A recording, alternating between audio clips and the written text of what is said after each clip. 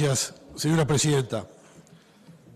Saludo la presencia del señor ministro, del señor subsecretario, señor presidente del Instituto de Colonización, del señor presidente de INALE, de las asesoras y técnicas que componen la delegación. Presidenta, saludo especialmente esta instancia. Es de las instancias más importantes que tiene un sistema democrático que funcione, una república. La interpelación de un ministro de Estado en el Senado de la República. Lo hemos dicho siempre, hemos tenido la suerte de ser senador de la República oficialista y de oposición. Y no hemos cambiado nunca en este aspecto lo que acabamos de definir. Yo lo digo porque quiero expresamente reconocer en el senador Da Silva y en el senador Bordaberry que han dado cumplimiento estricto a lo que señala la moción que nos convocó a este ámbito. No me sorprende que haya habido también un desvío contextualizado, llamémosle, porque es muy difícil, aún leyendo estrictamente la moción, que fue muy estricta en cómo se compone en la convocatoria, hablar del acceso a la tierra, hablar del concepto de colonización, hablar del vínculo del Instituto de Colonización con el proceso colonizador del Uruguay, que no solo ha sido impulsado por colonización, hay una historia muy importante de colonización privada en el Uruguay, del acceso a la tierra para la lechería, tal vez la tipología agropecuaria que más requiere o que más tiene marcado como un problema estructural junto con el financiamiento a largo plazo por sus características, el acceso a la tierra. El senador Da Silva, que yo tengo que confesar, por eso expresamente lo quiero reconocer, yo tenía cierto temor que fuera, primero porque es el miembro interpelante, segundo porque conoce mucho del tema del cual habla, y tercero también por sus características personales de que pudiera desviarse. Nosotros le habíamos planteado que focalizara estrictamente un tema en el cual estamos de acuerdo, que es lo que está redactado en esta convocatoria. La convocatoria lo que señala expresamente es la oportunidad, la convocatoria es para analizar la oportunidad, la conveniencia, el desarrollo y la planificación y la legalidad de la adquisición de 20 padrones que vienen expresamente, taxativamente enumerados. Y a eso se abocó muy gráficamente y con muchos argumentos el senador Da Silva, y la parte específicamente vinculada a la legalidad, que genera dudas, legítimas dudas, lo ha hecho el senador Bordaberry, lo han expresado también dos senadores calificados como juristas, el senador Subía y el senador Ojeda. ¿Se pueden tener posiciones distintas? Sí. De hecho, creo que el argumento jurídico, el propio senador Bordaberry lo expresó reconociéndolo de la asesoría del Instituto Nacional de Colonización, difiere del pensamiento, pero seria, estudió. Me parece que hay que señalarlo porque es el propósito de esta instancia tan importante, por las consecuencias que puede tener, porque más allá de las consecuencias estrictas en función de las mayorías que ya sabemos nos pueden determinar, suelen determinarnos de antemano cuál va a ser el resultado formal de la instancia, ya generó la proyección en la Cámara de Diputados en una comisión investigadora, por las vías institucionales y normales, el continuar a ver si se pueden aclarar estas dudas, que son legítimas. Hay sí una desviación notoria, que todos los que hemos hablado la hemos hecho, yo no puedo esquivar hacerlo, no iba a hablar, no era mi intención hablarlo, porque el tema colonización para mí es muy importante. Soy un defensor acérrimo del Instituto Nacional de Colonización como institucionalidad del proceso colonizador, que empezó mucho antes que en 1948, inclusive en la égida del propio Estado, en 1923 con la sección Fomento Rural y Colonización del Banco Hipotecario del Uruguay, que fue la primera gran capitalización que tuvo a partir de la ley del 12 de enero de 1948 la creación del Instituto Nacional de Colonización, y había una comisión estatal de la colonización desde 1905, y ya en el siglo XIX, en la segunda mitad, una fortísima colonización privada. Exactamente. Por tanto, cuando hablamos de colonización no hablamos solamente del Instituto de Colonización, que es muy importante, el ente autónomo. Hablamos de un proceso que está definido en la ley, económico, productivo y social, que tiene el fin de afincar ciudadanos en la tierra equilibradamente desde el punto de vista demográfico y mejorar la productividad. Afincar y mejorar la producción. Podemos tener aquí diferencias, y seguramente sí, porque hay que hablar de cómo se capitaliza este organismo, cómo se accede a la tierra. Miren, la ley de colonización tiene 155 artículos, la he leído muchas veces, fui vicepresidente del organismo 4 años. Yo me animo a decir que ningún gobierno, reitero, por lo menos en los últimos 50 años, ha aplicado más de 15. Me animo a decirlo. Es amplísima. Define prácticamente... Yo llegué a escribir un documento en el gobierno anterior para que sea la ley 11.029, a partir de 3 artículos, quien pudiera canalizar, lo habilita expresamente, la inversión para erradicar los asentamientos. Me dirán, es una contradicción. No, expresamente. Uno es el artículo 19, no recuerdo los otros 2. Habla de la intervención de colonización en los ejidos de las ciudades. Porque es un proyecto no solo productivo y económico, también social. Yo no puedo, discúlpenme que lo haga, seguí muy especialmente la intervención del ministro, del presidente de colonización. Yo le quiero expresamente, me sumo a lo que señaló el senador Da Silva, reconocer, diría que la honestidad intelectual del ingeniero Henry. Cuando le preguntó, una de las preguntas del interpelante, en cuánto tiempo estimaba se amortizaba la inversión, integro la Comisión de Ganadería, Agricultura y Pesca, se nos había señalado 12 años, y él dijo, la inversión son 30 años. Y está bien, entre otras cosas porque la amortización es con una renta que no es de mercado, es una renta de menor valor. Lo quiero reconocer porque corresponde. El presidente de colonización señaló que debía hacerse un gran debate sobre esto, estoy de acuerdo. En la legislatura anterior también surgió un debate y nos dijimos lo mismo, y no lo hicimos. Yo ya anuncio que antes de un mes, se lo dije al presidente de colonización, lo voy a ir a visitar y voy a llevar un proyecto sobre la modernización que a mi juicio tiene que tener colonización, porque tampoco es válido el palo si no se tiene alternativa, por lo menos para mí. La ley es del 48 y tiene plena vigencia en su espíritu, pero ¿a alguien se le puede ocurrir que Antel podría subsistir con teléfonos a magneto?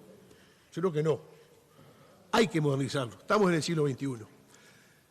Vamos a tener debates que hacer tal vez, por ejemplo, por el modo de acceder a la tierra o cuál es la situación ideal de tenencia de la propiedad en el medio rural. Para mí es la propiedad. Yo no quiero un Estado arrendador de tierra tal si fuera una inmobiliaria pública y estatal. Yo no veo a colonización como una suerte de Mides rural. Nunca lo fue. Es más, pretender combatir la pobreza rural arrendando fracciones desde el Estado es como pretender combatir la pobreza urbana con un Estado que adquiera locales para darlos a los ciudadanos para que pongan un comercio. Entonces, es mucho más complejo, más abarcativo y más necesario mantener un instituto de colonización fuerte por lo que implica el proceso de colonización. Estoy convencido. Nos va a demandar debate, también seamos en esto muy honestos. Nosotros tenemos los partidos políticos más fuertes, más serios de la institucionalidad de Latinoamérica, y por eso tenemos la democracia más fuerte de Latinoamérica, porque tenemos partidos muy longevos, no ya los fundacionales, que lo son en el contexto mundial. El propio Frente Amplio tiene casi 60 años, y somos una democracia de partidos. Cada 5 años miramos en el interés las elecciones en Brasil, en Argentina, y tenemos que andar averiguando qué representa cada partido porque cambian las siglas. Son asociaciones de 5 años. ¿Por qué digo esto? Nosotros duramos porque todos los partidos somos frentes. Catch all, como dicen los americanos, que también tienen partidos viejos, abarcamos. Y a veces tenemos puntos de coincidencia. Vayan a ver, alguien habló, creo que fue el senador Andrade, que leyó el debate de la ley 11.029 en el 48. Sin duda, recomendable. De los debates parlamentarios en la Cámara de Senadores, a mi juicio, más antológicos que tienen los registros parlamentarios en nuestro país. Pero vayan a ver la creación de ANCAP en 1931. A ver si hubo unanimidades los partidos. Por suerte tenemos partidos que después nos agrupamos siempre. Y eso le da la fortaleza a la democracia.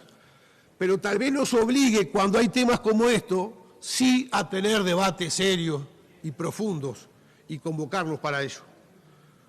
Porque yo creo en el Instituto de Colonización, creo en él. Creo que la ley de colonización casi no habría que cambiarlo. Permite casi todo.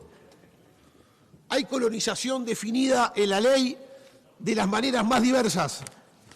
Hay colonización máxima, colonización mínima, colonización mixta, colonización autónoma, colonización para inmigrantes, colonización por aparcería, colonización por arrendamiento, promitentes compradores, colonización para acceso a la tierra por propiedad, para arrendar y para vender, asociativa e individual. Tal vez hay que ayornar la ley, sí, hay que ayornar la ley, no tanto. Podemos tener, y creo que es el aporte que hay que hacer al debate, visiones distintas. Es válido que a uno diga, no, la forma de acceder a la tierra para mí es desde el Estado arrendando. Yo creo que no. Yo creo que el Estado tiene que facilitar el acceso a la tenencia de la tierra en el régimen de propiedad. Eso no se hace. ¿Han habido medidas? Sí. Nosotros en el gobierno pasado pasamos de 12 años para comprar la tierra a 25 en el Banco República. El Bandes es el otro que lo da. En la lechería el tiempo ese no alcanza. Colonización puede estar. Tuvimos en mi partido debates con matices en este tema. Tal vez lo hemos tenido. También lo tuvo el Frente. Hubo un proyecto en el primer gobierno del doctor Vázquez de un fideicomiso de 100 millones de dólares y quedó escondido porque no hubo acuerdo. Está bien. Por eso tenemos la conformación que tenemos en este Senado, con partidos fuertes. Pero tratemos de elevar el debate para analizarlo. Yo escuchaba algunos titulares que son legítimos. ¿En qué gobierno se capitalizó más colonización? Bueno, arranquemos que con más de 200.000 hectáreas vino el Banco Hipotecario en 1948. Había 2 partidos. Después hubo un fortísimo aporte en el gobierno del expresidente Pacheco Areco. En el gobierno del doctor Lacalle Herrera se impulsaron de manera muy particular los campos de recrea. Miren, uno de ellos fue en 1990 Careco, 3.500 hectáreas en Paz Hospital, en Colonia. ¿Sabe lo que hizo el gobierno del Partido Nacional en marzo del 2022 de Careco? 3.500 hectáreas, 3.500 hectáreas, un campo de recrea, lo dividió en 15 fracciones, con bancos de forraje y con campos de recrea complementarios. ¿Le suena? Lo hizo Colonización hace 3 años. Entonces, aportes hemos tenido todos. En este tema vamos todos encadenados. Legítimamente cada cual que sacuda la bandera y la flamee, y está bien. Se dijo que en el gobierno del Frente Amplio, en los 15 años fue donde más tierra se adquirió. Sí. Ahora, permítanme, la ley 18.064 es de diciembre del 2006. Fue la que creó el adicional del ITP para adquirir campos, que era el 2%, el 2% en un 5%.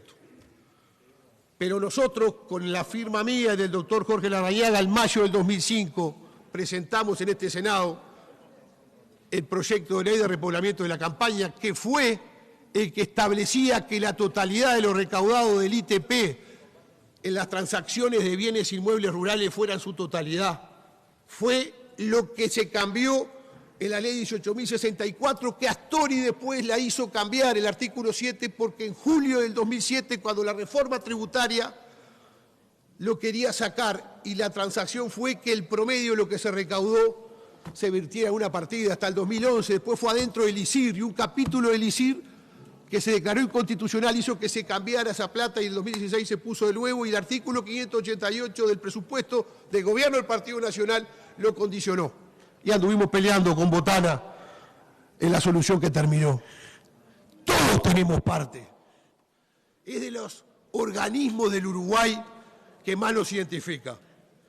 Yo creo que hay que cambiarlo, nosotros vamos por cambiarlo para modernizarlo y vamos a plantear, lo digo hoy aquí en el Senado de la República, una propuesta concreta que le vamos a llevar al ministro. Enseguida le doy una interrupción al senador Heber, no me saque, senador, se la doy, no me olvido, porque creo que hay que tener alternativas, hay que tener propuestas.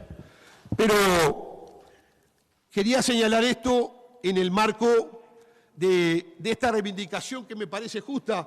Yo le hice un pedido de informes al Instituto Nacional de Colonización en el año 2016. Le pregunté algunas cosas. Por ejemplo, le pregunté qué cantidad de hectáreas de tierra habían pasado a colonización por el artículo primero de la ley 18.187, la ley de repoblamiento de la campaña. Del 2007 al 2015 fueron 23.386. Yo podría decir, nosotros aportamos con el senador Larrañaga 23.286 hectáreas. No, es parte de un proceso. Y lo más lindo que fue por unanimidad esa ley. Y nosotros votamos también por unanimidad y defendimos la 18.064, que permitió más hectáreas aún que se compraran. También le pregunté, tengo que decir, el artículo 5 de la ley 18.187, repoblamiento de la campaña, lo que decía era que colonización tenía que ofrecerle en venta a los colonos arrendatarios que técnicamente se estuvieran definidos como colonos eficientes y capitalizados como para ser propietarios, un plan de venta de tierra a plazo y si no, subirle la renta. Y pregunté a cuántos se nos ofrecieron. No hubo ofrecimiento en venta. Bueno, hay dos formas de ver la colonización, pero por favor, que no nos lleve a cuestionar el organismo, que no nos lleve a cuestionar lo que es la ley de colonización y lo que es el proceso colonizador, y mucho menos con la lechería. Yo me amparo en cada una de las cosas que planteó Da Silva, pero también les digo, no hay lechería posible sin colonización.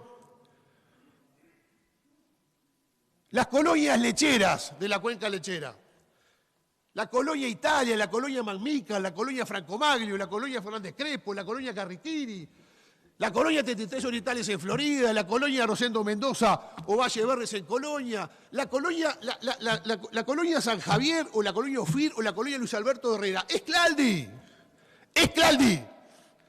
Sin eso no hay Claldi. La Casilla en Flores, como pequeña cuenca en Flores, lechera, es por la colonia Tiburcio Cachón y el campo recría la colonia Tiburcio Cachón, si no, no hay lechería en Flores. Hablaba el senador Viera hace poco defendiendo desde la óptica local lo que está pasando en Rivera. El otro día estaba la Asociación Nacional de Productores de Leche y me pidieron que se quería conectar por Zoom un colono de Tacuarembó, productor de leche remitente a Conaprole. Y dije sin que supiera, debe ser de la colonia Zapata, la Ruta 26. La única microcuenca lechera en Tacuarembó, en el norte, es un campo de colonización, como lo es en Salto, que hoy habló Da Silva, la colonia Antonio Rubio, en el norte de la Ruta 31. Y Laxa tenía allí un tanque de frío común. Esas cosas no se pueden cuestionar, señores senadores, son así. Tenemos, sí, pensamientos distintos. Podemos ir a que el gobierno que impere le ponga un énfasis distinto. Y bienvenido. En algunos acordaremos, en otros no. Pero no dejemos que otros adjetivos nos descalifiquen estas cosas que están profundamente unidas al ser nacional. Pregunten dónde está la colonia rusa, pregunten dónde está la colonia alemana menonita en el Uruguay, la que está en Río Negro, la que está en San José. Pregunten en qué campos vinieron los rusos que están desde 1913 en la costa del río Uruguay, que entraron por barco en la colonia Ofir, 100% de colonización. O los alemanes que están en Chapicuí, en Santa Blanca y en Santa Quilda, en el norte de Paysandú. Es un proceso que no los puede separar, Discutamos, sí. Yo quiero cambios para modernizar el instituto porque tenemos que modernizarlo. Si no, lo llevan puesto. Yo apuesto a este país, a estos partidos y a este sistema político, que podemos coincidir. Y si no coincidimos, estaremos aportando que falta nos hace, con todo respeto, por lo menos desde que soy senador hace 20 años, debate como esos que tanto decimos que vimos hace 70, 80 años y parece que hoy faltan. Señora Presidenta, le quiero ceder una interrupción al decano de esta casa, al senador Luis Alberto Herrera.